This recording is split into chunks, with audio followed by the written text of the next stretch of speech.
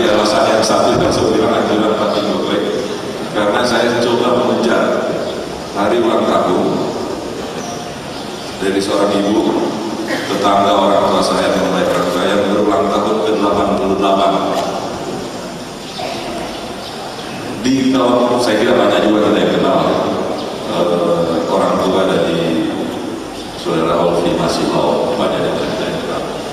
Tetapi tempatnya di Kawan-Koan, kampungnya Pak Gubernur Sinyo Hari Saminaya. Itulah sebabnya saya coba mengejar untuk tepat waktu hadir di sana. Itu dalam rangka anjuran dari Pak Ferry Jokowi tadi, ya, supaya tadinya saya pikir mau ketemu di sana, rupanya beliau tidak hadir datang ke sini sudah.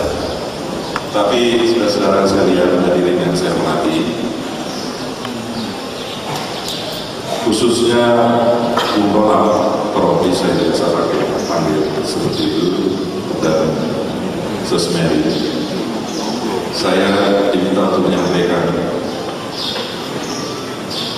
kesan tentang kota Profi. Saya mengenal ini sejak saya tinggal di Jakarta tahun 68, jadi berarti hampir 42 tahun yang lalu. Waktu itu Bung Donald sudah lebih dulu dan sudah nikah kalau saya kira tidak salah, dan sudah jadi pengusaha besar.